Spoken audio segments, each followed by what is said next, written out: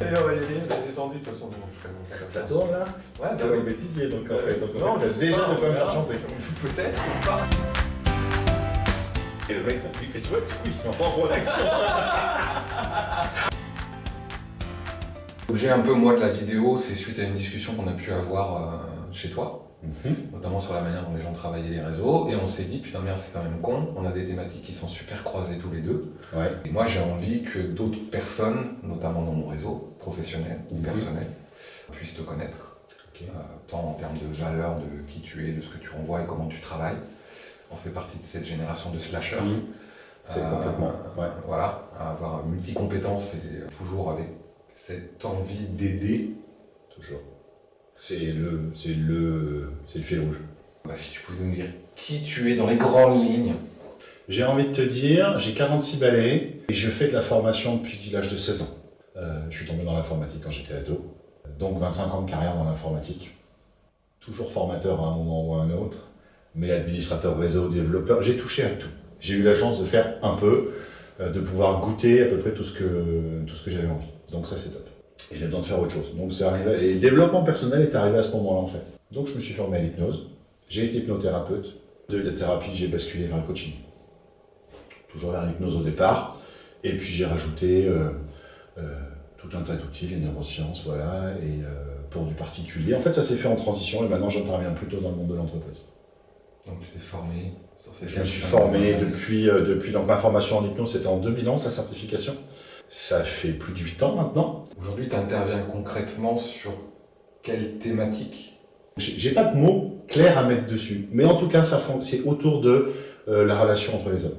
Quand je dis les hommes avec un H majuscule, les hommes et les femmes bien sûr. Comment mieux dialoguer, comment mieux communiquer, comment mieux se faire comprendre, comment mieux exprimer son plein potentiel. Aujourd'hui ta cible, tu t'orientes sur...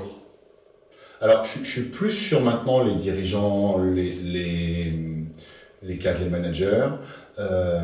D'abord parce qu'il y a une vraie demande, il y en a plein qui sont à cette place-là avec des vraies compétences dans l'activité de leur entreprise, mais pas forcément des vraies compétences dans le management et dans la communication avec les hommes. Qu'est-ce que tu amènes toi aujourd'hui? Comment tu t'y prends? Qu'est-ce que tu proposes aujourd'hui à ce public-là? Qu'est-ce que tu veux leur amener? Qu'est-ce que tu veux leur proposer? La réponse que je vais te faire, je pense que je n'aurais jamais osé la faire il y a encore peut-être même un an. Je leur amène moi déjà. Je leur amène moi.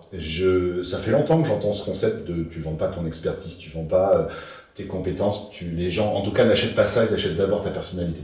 Mais moi ce qui m'intéresse dans le fait de pouvoir faire des prestations à des gens qui sont prêts et qui ont envie de les payer plus cher et qui trouvent une valeur ajoutée, une véritable valeur à ce que je leur donne et qui sont OK avec le prix, me permet moi de me libérer aussi du temps pour faire profiter de ça à des gens qui n'auraient pas forcément les moyens de le faire. On est dans un monde qui change depuis 20 ans, qui change extrêmement vite depuis 5-6 ans. Toi, ta vision par rapport à ces changements-là, les points de vigilance qui pour toi sont hyper importants et qu'il faut traiter rapidement aujourd'hui.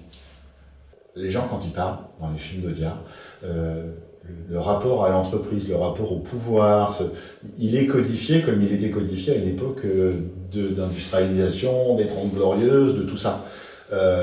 Et le truc, c'est qu'on n'est plus du tout dans ce monde-là, mais qu'au niveau du management, c'est encore ces codes-là qu'on utilise. Et ces codes-là, ils étaient super, ils étaient vraiment géniaux, ils ont été super utiles.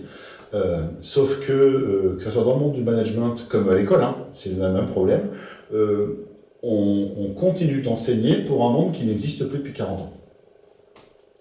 Alors, ça bouge un peu, mais en vrai, tu vois, et puis c'est compliqué d'expliquer à des gens qui ont suivi une règle toute leur vie que ce qu'il faut qu'on enseigne à leurs enfants et à leurs petits-enfants, c'est plus bon parce que eux, maintenant, ce qu'ils ont un peu, c'est de la merde, ça sert à rien.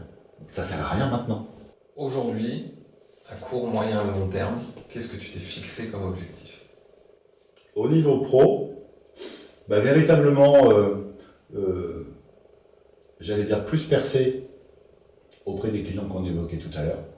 D'abord parce que se confronter à leurs problèmes, qui dans les schémas sont exactement les mêmes que ceux d'en bas, c'est juste que les enjeux, que voilà, c'est juste plus spectaculaire chez eux parce que les conséquences, notamment financières ou sociales, sont plus fortes quand ils prennent une décision. Et donc l'adrénaline n'est pas la même quand tu es de ces gens-là. Là où j'ai le plus à apporter maintenant, c'est là. Me demande pas de te l'expliquer de façon avec des éléments rationnels ou stratégiques ou quoi. Mon fun, il est avec ces gens-là. Le plaisir que je prends le plus en ce moment, c'est avec ces cibles-là. Demain, en tant que manager, quel que soit le niveau hiérarchique, je me dis, ok, j'ai vu l'interview où je t'ai découvert, on m'a parlé de toi. Bref, je récupère tes coordonnées, je t'appelle. Et ben, forcément, comme tout prospect ou client potentiel, je vais dire, Monsieur Claveau, j'ai vu ce que vous faites. Comment vous travaillez? Je vais commencer par le découvrir, lui. Sa situation, ses enjeux. Et en fonction de ce qu'il va me dire, je vais, moi, déterminer si je suis en mesure de l'accompagner. Alors, si je suis en mesure de l'accompagner, c'est est-ce que j'en ai la compétence? Est-ce que j'en ai l'envie? Est-ce que j'en ai la disponibilité? Et du coup, toi, quand tu dis OK, banco, et que ça contractualise avec toi, ton objectif à toi, c'est quoi?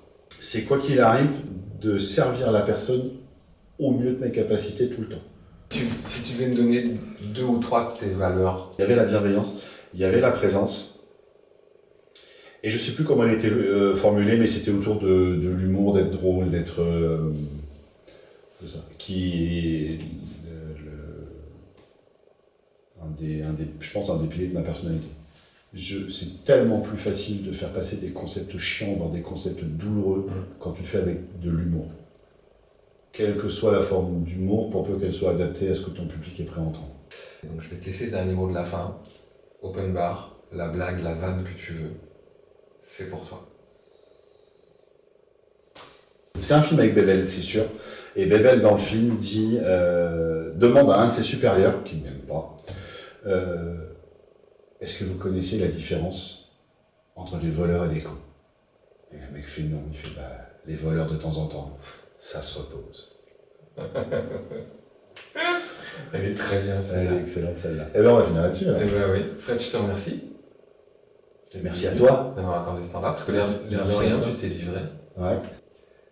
En bas, vous retrouverez les coordonnées de Fred, que ce soit LinkedIn, Facebook, de toute façon, il sera forcément identifié sur les posts.